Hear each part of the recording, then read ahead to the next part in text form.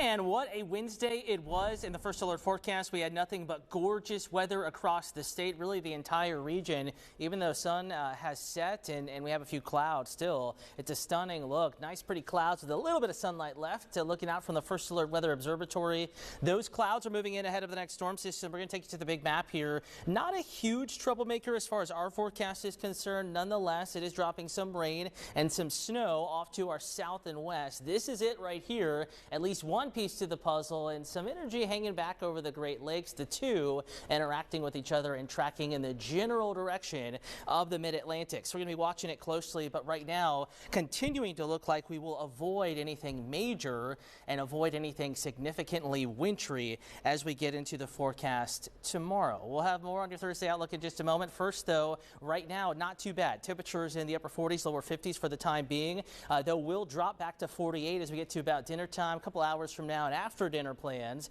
We're going to settle back into the low to mid 40s, so it will be rather chilly, but certainly could be much worse this time of year. And we're going to keep the temperatures actually right around average. Nothing too cold in the outlook here for the next several days in the first alert forecast. So out the door tomorrow morning, we talked about 40s this evening, more of a 30s scenario, mid to upper 30s across the eastern shore, on down to the lower eastern shore, really the Cambridge area, Talbot, Dorchester counties, right around 36, 37. You get up to Baltimore, 35, 36. So temperatures cold, but above freezing for most of us. Even Caroline County, one of the snowiest places of the past several days. U2, most areas at least, remaining above freezing. Speaking of Caroline County and the eastern shore, I want to talk about Cecil County. Out the door in the morning, this will be one of the chillier spots.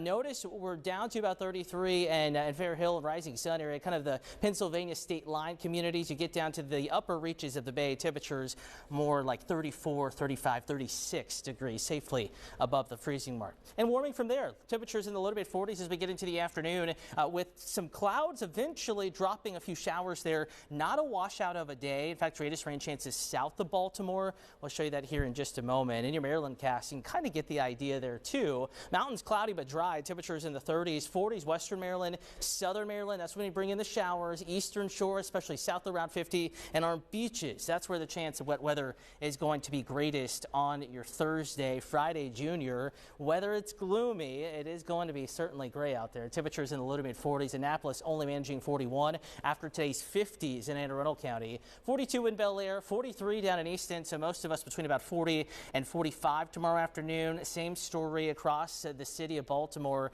On your corner of Roland Park, 44. Fed Hill, a cool spot. The Edmonton area, temperatures also in the lower 40s. Not a terrible Thursday, especially if you're from Baltimore onto the north. An isolated chance of showers here locally. If we get a rain shower in the city or along the I-70 corridor during the afternoon and early evening, could be a little bit of snow mixing in, but temperatures safely above freezing, not forecasting any huge issues. Friday is decent. Saturday, spectacular. Sunday, 49. Two systems, one Monday, one late Tuesday into early Wednesday. Both could bring wintry weather back into our forecast. Denise will continue to keep you updated. All right, thank you, Cutter.